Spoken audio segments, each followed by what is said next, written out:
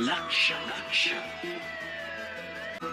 लक्ष लक्ष नाशिककरांनो, तुमच्या घरातील इलेक्ट्रॉनिक वस्तूंसाठी एकच विश्वासाचं ठिकाण वाझट इलेक्ट्रॉनिक्स. फॅन असो, LED lights, TV, home theatre, water heater किंवा कार स्पीकर, सर्व काही मिळवा योग्य दरात आणि विश्वासार्ह सेवेसह. पत्ता: रामालय हॉस्पिटलच्या बाजूला, भगवती मिसळच्या मागे, पंचवटी कारंजाजवळ, नाशिक. संपर्क: 96 89 78 68 17. वाझट इलेक्ट्रॉनिक्स, गुणवत्ता आणि विश्वासाचं प्रतीक. महिला शेतकरी भावना निकम यांना राजमाता कृषीभूषण राज्यस्तरीय पुरस्कार. आधुनिक शेतीचा आदर्श ठरला दाभाडीचा प्रयोग. मालेगाव तालुक्यातील दाभाडी येथील प्रगतिशील महिला शेतकरी तसेच माजी सरपंच भावना निळकंठ निकम यांना शेती क्षेत्रातील उल्लेखनीय कार्याबद्दल महाराष्ट्र शासनाचा प्रतिष्ठेचा राजमाता कृषीभूषण राज्यस्तरीय पुरस्कार प्रदान करण्यात आला. मुंबई येथे आयोजित करण्यात आलेल्या पुरस्कार वितरण समारंभात महाराष्ट्राचे राज्यपाल जिष्णुदेव वर्मा यांच्या हस्ते त्यांचा सन्मान करण्यात आला. भावना निकम यांनी पारंपरिक शेतीला आधुनिक तंत्रज्ञानाची जोड देत शेतीमध्ये विविध नाविन्यपूर्ण प्रयोग यशस्वीपणे राबवले आहेत. जमिनीची सुपीकता जपणे, पाण्याचे कार्यक्षम नियोजन, आधुनिक कृषी तंत्रज्ञानाचा वापर आणि उत्पादन वाढीसाठी सातत्याने केलेले प्रयत्न यामुळे त्यांनी केलेले परिसरातील शेतकऱ्यांसमोर आदर्श निर्माण केला आहे. त्यांच्या या उल्लेखनीय कार्याची दखल घेत महाराष्ट्र शासनाने त्यांना मानाचा पुरस्काराने गौरवला आहे. पुरस्कार स्वीकारल्यानंतर भावना निकम यांनी आपल्या यशामागील प्रेरणादायी प्रवास उलगडला आहे. शेतीसोबत जोडधंदा म्हणून आम्ही कुक्कुटपालन व्यवसाय सुरू केला. पारंपरिक शेतीमधून आधुनिक शेतीकडे वाटचाल करताना अनेक अडचणी आल्या, मात्र त्या प्रत्येक टप्प्यावर माझे पती नीलकंठ निकम यांनी मला खंबीर साथ दिली. पंख होते, पंखामध्ये बळ भरण्याचे काम माझ्या पतीने केलं, अशा भावनिक शब्दात त्यांनी आपल्या भावना व्यक्त केल्या. यावेळी त्यांनी राज्यातील महिलांना शेतीकडे वळण्याचे आवाहन करत आधुनिक तंत्रज्ञानाचा स्वीकार करून शेतीला फायदेशीर व्यवसाय बनवण्याचे आवाहन केले. भावना निकम यांनी केवळ शेती क्षेत्रातच नाही तर सामाजिक आणि ग्रामविकासाच्या क्षेत्रात उल्लेखनीय कार्य केलं आहे. दाभाडी ग्रामपंचायतीच्या सरपंच पदाच्या कार्यकाळात त्यांनी गावाच्या विकासासाठी विविध उपक्रम राबवले. त्यांच्या नेतृत्वाखाली संपूर्ण गावात CCTV यंत्रणा उभारण्यात आली आणि अनेक विकास कामे पूर्ण करून दाभाडी गावच्या सर्वांगीण प्रगतीला चालना मिळाली. यावेळी त्यांचे पती नीलकंठ निकम यांनी भावना निकम यांच्या कार्याचे कौतुक करत त्यांच्या यशाचा अभिमान व्यक्त केला. समाजकार्यात सदैव अग्रेसर असणारे नीलकंठ निकम हे शिवसेनेचे युवा नेते असून सगळ्यांच्या सुखदुःखात सहभागी होत असतात. तसेच राज्याचे मंत्री दादाजी भुसे यांच्या माध्यमातून परिसरात विविध विकास कामे राबवण्यात त्यांनी सक्रिय योगदान दिले. भावना निकम यांना मिळालेला राजमाता कृषीभूषण राज्यस्तरीय पुरस्कार हा केवळ त्यांच्या वैयक्तिक यशाचा सन्मान नसून महिला सक्षमीकरण, आधुनिक शेती आणि ग्रामीण विकासाच्या कार्याला मिळालेली मोठी पावती असल्याची भावना उपस्थितांनी व्यक्त केली. खरं तर मला आणि माझ्या कुटुंबियाला आणि कुटुंबियांसोबतच आमच्या पंचक्रोशीत प्रचंड आनंद झालेला आहे, कारण हा अतिशय मानाचा आणि प्रतिष्ठेचा पुरस्कार दाभाडी गावची सून म्हणून मला मिळाला आहे. त्याच्यामुळे आमच्या इथे पंचक्रोशीत सगळ्यांना अतिशय आनंद झालेला आहे. या यशामागचा आपल्या शेतीचा प्रवास कसा होता ताई, काय सांगा? शेतीचा प्रवास तसा खडतर होता, पण मग शेती म्हटलं म्हणजे त्यांना आव्हानं आलेच आणि कष्ट पण आलेच. पण मग कष्टांना सामोरं गेल्यानंतर, संघर्षाला सामोरं गेल्यानंतर ते म्हणतात ना, की टाकीचे घाव सोसल्याशिवाय दगडालाही देव पण येत नाही. त्या पद्धतीने जर खडतर प्रवास ओलांडल्यानंतर आज जो एवढा प्रतिष्ठा मिळाली, हा मान सन्मान मिळाला, तर त्याच्या पुढे ते काहीच नव्हती असं आज वाटतंय. प्रवास खडतरच होता, कारण शेती म्हटलं म्हणजे दर दिवशी वेगवेगळ्या आव्हानांना सामोरं जायचंय. पण मग ते सगळे आव्हानांना सामोरं जाऊन आज तर छान वाटतंय आम्हाला. आपल्या शेतीमध्ये आपण कोणते वेगळे प्रयोग किंवा आधुनिक तंत्रज्ञान वापरले, काय सांगा? सुरुवातीला तर शेती जेव्हा चालू केली मी, माझ्या सासूबाई शेती करत होत्या, पारंपरिक पद्धतीने त्या शेती करत होत्या. पण मग पारंपरिकतेला कुठेतरी फाटा देऊन आधुनिकतेकडे वळण्याचा निर्णय घेतला, कारण मनुष्यबळाचा प्रॉब्लेम खूपच येत होता आमच्याकडे. त्याच्यामुळे मग सर्वात आधी आम्ही पॉलीहाऊस केलं. पॉलीहाऊसमध्ये लाल पिवळ्या कलरची सिमला मिरची घेतली आणि सिमला मिरची नंतर मग सेडनेट केलं, त्याच्यामध्ये हिरवी सिमला मिरची घेतली. द्राक्ष बाग केला. शेतीला जोडधंदा म्हणून कुक्कुटपालन देखील केलं. दुग्ध व्यवसाय होता. घरच्या गायी, ज्या गावरान पद्धतीच्या गायी आहेत त्या गायी, ह्या सगळ्या गोष्टी करत करत म्हणजे सगळं ऑटोमायझेशनने शेती केली, त्यात मनुष्यबळ कमी लागलं आणि मग आपण काहीतरी वेगळं करतोय म्हणून दखल घेतली गेली. म्हणजे आमच्या इथल्या ज्या सामाजिक काही संस्था आहेत त्यांनी सर्वप्रथम माझी दखल घेतली की एक महिला असून असं काही नाही की महिला आहे आणि मग ती काही करू शकत नाही, कारण आता महिला चंद्रावर पोहोचल्यात. फक्त एकच आहे की शेतीकडे बघण्याचा दृष्टिकोन सगळ्यांचा वेगळा आहे, की एक शेतकरी म्हणजे एकदम असा गबाळा अवतार आणि साध्या पद्धतीचा शेतकरी असं आपल्याकडे म्हटलं जातं. पण मग जर आता बघितलं तर सगळे आधुनिक तंत्रज्ञान वापरून स्मार्ट शेती पण होऊ शकते आणि स्मार्ट शेती केल्यामुळेच या सगळ्या गोष्टी मला शक्य झाल्या आणि मी सगळं करू शकले. या यशामध्ये आपल्या कुटुंबाचा आणि सहकाऱ्यांचा किती मोठा वाटा आहे, काय सांगा? याच्यामध्ये सिंहाचा वाटा जर असेल तर माझ्या मिस्टरांचा आहे, कारण त्यांनी मला एक बायको म्हणून जर फक्त चूल आणि मूल तू एवढंच करू शकते यात जर मला ठेवलं असतं तर कदाचित मी हे करू शकले नसते. पंख तर होते पण पंखांमध्ये बळ भरण्याचं काम त्यांनी केलं की तू हे सगळं करू शकते आणि तुला करावं लागेल, तू करशील का हा प्रश्न मला त्यांनी कधीच विचारला नाही. त्यासोबतच माझ्या सासूबाई की ज्या नेहमी मला म्हणत गेल्या की तू कर, तू बाहेर पड, तू घरात थांबू नकोस. आणि सिंहाचा वाटा माझ्या कुटुंबाचा आहे. माझे कुटुंब सोबतच आमचे सहकारी जेवढे आमच्या सोबत काम करतात, जे आमचे शुभचिंतक आहेत, तू लढ हे म्हणणारे सगळेजण होते, त्याच्यामुळे हे सगळं शक्य झालं. महिला शेतकरी म्हणून सुरुवातीच्या काळात कोणत्या अडचणींचा सामना करावा लागला?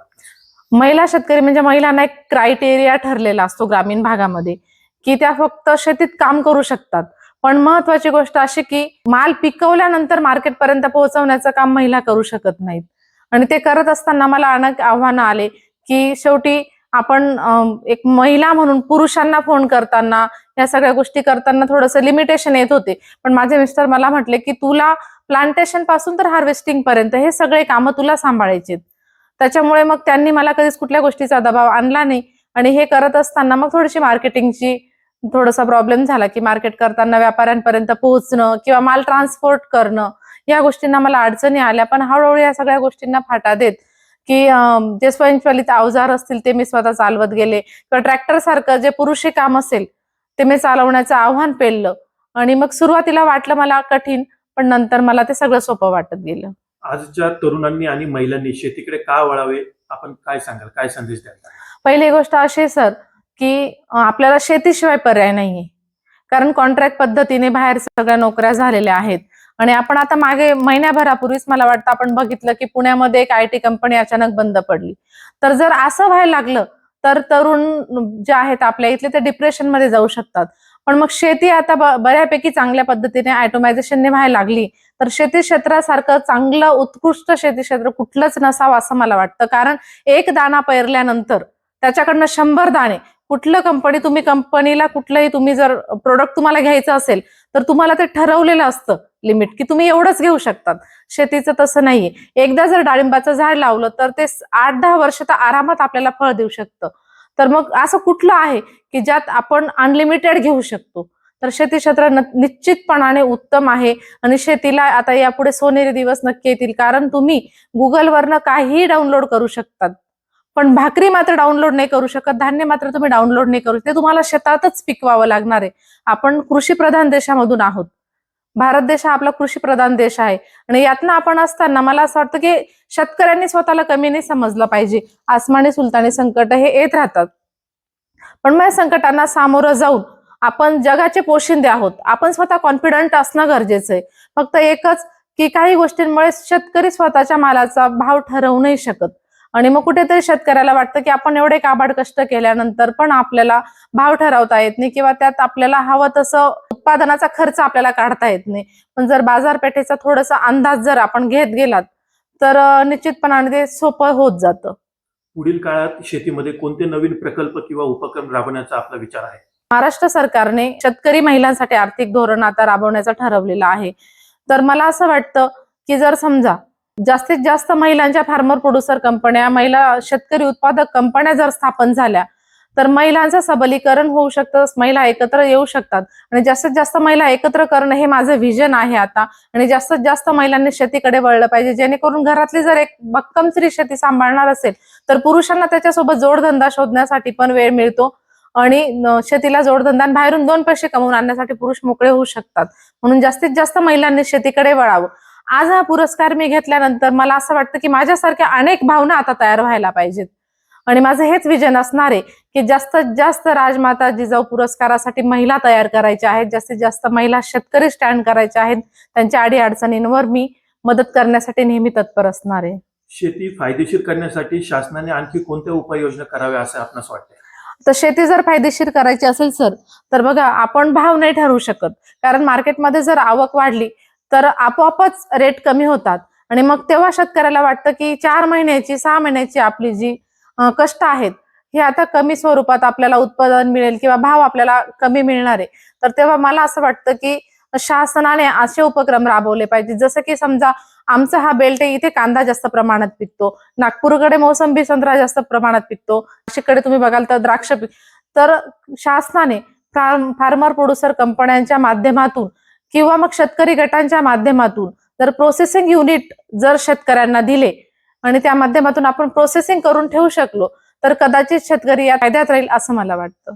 तसेच आमच्या येथील कृषी विभागाचे कृषी अधिकारी भगवान गोरडे साहेब आणि कृषी विभागाची संपूर्ण टीम यांनी वेळोवेळी मला मदत केली.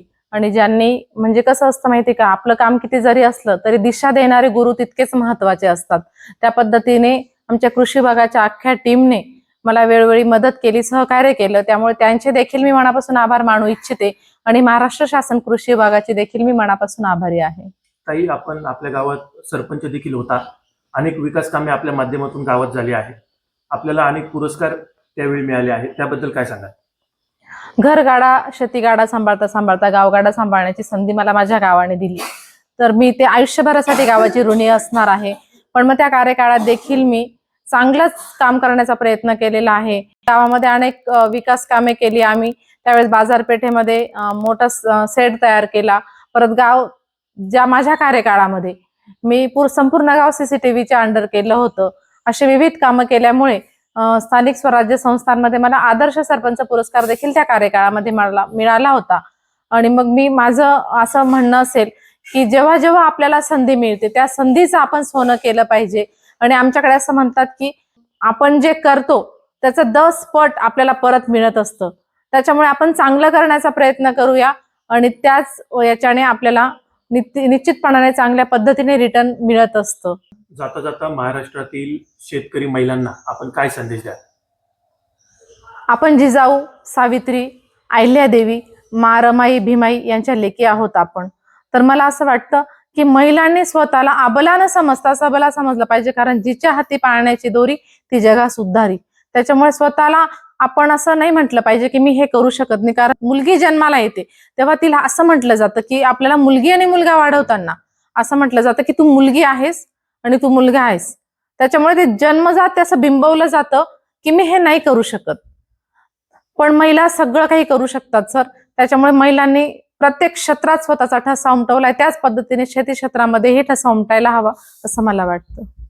भाऊ, नुकताच ताईंना जिजामाता कृषीभूषण पुरस्कार मिळाला आहे, काय पहिली प्रतिक्रिया होती, काय सांगाल? अतिशय छान आनंद वाटला. एखादा व्यक्ती आपल्या कुटुंबातलं जर एखादं काम करत असेल आणि त्याला एवढ्या उंचीचा पुरस्कार मिळत असेल तर 100% आनंदच वाटतो. आणि त्यातल्या त्यात ती माझी अर्धांगिनी आहे म्हणून मलाही त्याचा सन्मान मिळाला, तिथे जाण्याचा योग आला आणि इतक्या मोठ्या स्टेजवर जाण्याची संधी मिळाली. त्याच्यामुळे 100% आनंद आहे. महाराष्ट्रातला सर्वोत्कृष्ट महिला शेतकरी पुरस्कार तिला मिळाला, त्याचा खरंच मनस्वी आनंद आहे. मंत्री दादाजी भुसे साहेबांच्या माध्यमातून, त्यांच्या संबंधातून ग्रामीण भागातील शेती, शिक्षण किंवा विकास कामांमध्ये आपण कसा फायदा मिळवला, काय सांगाल? साहेबांच्या कार्यकाळात साहेब जेव्हा कृषी मंत्री होते, साहेबांनी महाराष्ट्रातला एक मोठं देणं दिलं होतं, पोखरा योजना म्हणून. आणि ती पोखरा योजना आमच्या मालेगाव तालुक्यातही साहेबांमुळे मिळाली. आणि त्याच्यातनं आम्ही मोठ्या प्रमाणात शेतकऱ्यांना सेननेट असतील, पॉलिहाऊस असतील किंवा मग ड्रीप इरिगेशन असेल, याचा लाभ आमच्या पंचक्रोशीत मिळवून दिलेला आहे. त्याच्यात मी मोठ्या हिरिरीने भाग घेतला होता. आणि महिला शेतकऱ्यांसाठी भावना स्वतः प्रयत्न करून, भावना त्या कमिटीवर जो असल्यामुळे भावनाने खूप पूर्ण वेळ त्याच्यात काम केलं होतं. आणि आता पण त्या कामामुळे परत साहेबांच्या माध्यमातून तिला त्या कमिटीवर घेण्यात आलं आणि परत ते काम आम्ही जोमाने सुरू केलेलं आहे. मंत्री दादाजी भुसे साहेबांचा एखादा प्रेरणादायी अनुभव काय सांगाल? प्रेरणादायी अनुभव म्हणजे शेतकऱ्यांसाठी प्रचंड जीव ओतणारा माणूस आणि काम केल्यानंतर सुद्धा कधी असं जाणवलं नाही की मी काम केलं व असं. आता आमच्या इथे दुधाडी म्हणून नदी आहे, ती नदी गेल्या 20 वर्षात कोरडी होती आणि गेल्या 7 वर्षापासून ती उन्हाळ्यात सुद्धा पाण्याने भरलेली असते. गिरणा नदीवर किटीवर आहेत, मोसम नदीवर किटीवर आहेत. त्यांचं प्रेरणादायी काम म्हणजे महाराष्ट्रात म्हणण्यापेक्षा भारतात एकमेव असं संकुल आहे की one time 6 department 6 colleges one time परवानगी मिळून चालू होणारं आमच्या भागातलं पहिलं काष्टी कृषी विद्यापीठ आहे. छत्रपती शिवाजी महाराज कृषी संकुल आहे. शेतीला व्यवसाय म्हणून यशस्वी करण्यासाठी कोणत्या गोष्टी महत्वाच्या ठरतात? आर्थिक नियोजन, बाजारभावाचा अंदाज येणं आणि प्रचंड कष्ट. शेती करत असताना शासनाच्या कोणत्या योजनांचा आपल्याला शेतीला सर्वाधिक लाभ मिळाला आहे? ड्रिप इरिगेशन आणि स्टोर टँक. या पुरस्कारानंतर आपल्या कुटुंबाची पुढील उद्दिष्ट आणि स्वप्न काय असणार आहे? या पुरस्कारानंतर आता हा शेतीतला सर्वोच्च सन्मान आहे. याच्यापेक्षा काही मोठा सन्मान असेल तो मिळावा एवढी एक अपेक्षा आहे. आणि मला असं वाटतं की तिने आता शेतीकडनं कन्वर्ट होऊन, आता जसं मी व्यवसायात आहे, ती शेतीत आहे, तर तिने शेतीकडनं कन्वर्ट होऊन व्यवसायाकडे, शेतीला संलग्न व्यवसायाकडे कन्वर्ट झालं पाहिजे. एक FPO स्थापन करून त्या FPOच्या माध्यमातून तिचं काम चालू झालेलं आहे, पण त्याच्यात काम वाढलं पाहिजे असं मला वाटतं. यशस्वी शेतकरी दाम्पत्य म्हणून महाराष्ट्रातील शेतकरी कुटुंबांना जाता जाता आपण काय संदेश द्याल? तुमचं डिपार्टमेंट वेगळं असलं पाहिजे. तुमच्या डिपार्टमेंटचं नफा नुकसानावर तुम्ही चर्चा केली पाहिजे. पण जर समजा आता माझ्या डिपार्टमेंटमध्ये नुकसान झालं, कुटुंबाच्या एखाद्या डिपार्टमेंटमध्ये नुकसान झालं, तर ते नुकसान दोघं मिळून सहन केलं पाहिजे. पण 100% तुमचे डिपार्टमेंट वेगळे असले पाहिजे, तुमचे आर्थिक व्यवहार वेगळे असले पाहिजे आणि त्याच्यात तुम्ही दोघांनी संगनमताने किंवा एकत्र कुटुंबांनी संगनमताने काम केलं पाहिजे. एवढंच मी म्हणेल. काम केल्याशिवाय पर्याय नाही, पण संगनमताने केलं पाहिजे. नमस्कार, मी प्राध्यापक सोनाली निकम, नेमिनाथ जैन येथे केमिस्ट्री डिपार्टमेंटला कार्यरत आहे. आजचा हा क्षण आमच्या गावासाठीच नव्हे तर आमच्या निकम परिवारासाठी खूप आनंदाचा, अभिमानाचा आणि कौस्तुभाचा क्षण आहे. आमच्या वहिनींना सौ भावना निळकंठ निकम यांना शेती क्षेत्रातील उल्लेखनीय असा राज्यस्तरीय राजमाता पुरस्काराने गौरवण्यात आले. त्याबद्दल मी त्यांना सर्वप्रथम हार्दिक शुभेच्छा देते. शिवाजी महाराजांच्या आई ज्या होत्या जिजाऊ राजमाता, त्यांनी शिवाजी महाराजांना शेती क्षेत्रातील शेतीविषयी आणि शेतकरींविषयी प्रेम निर्माण करण्याबद्दल त्यांनी मार्गदर्शन केले होते.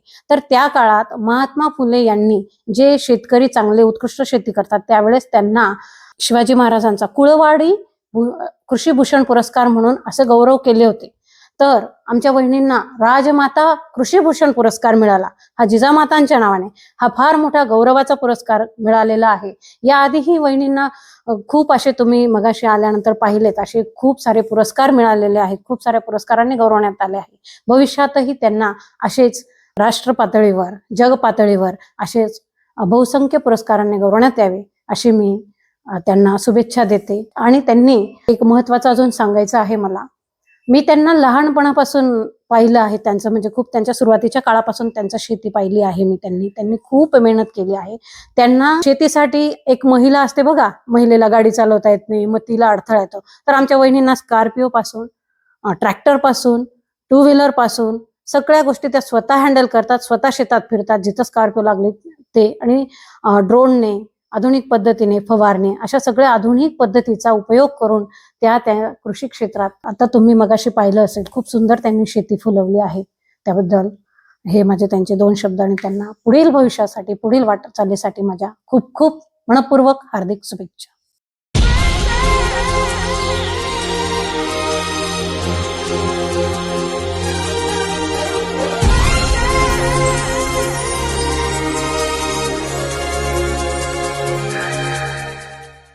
नाशिककरांनो, तुमच्या कारचं रूप बदलायचंय तर एकच ठिकाण लक्षात ठेवा, Bhandari car decors. Car seat cover पासून ते अँड्रॉइड सिस्टीम पर्यंत, headlights, matting, ceramic coating, sun control films, audio video system, woofers, alloy wheels, सगळं काही एकाच छताखाली. बेस्ट टॉप अपग्रेडेशन साठी फक्त भंडारी कार डेकोर्स. ठिकाण वज्र कॅपिटल, शिंगाडा तलाव, नाशिक.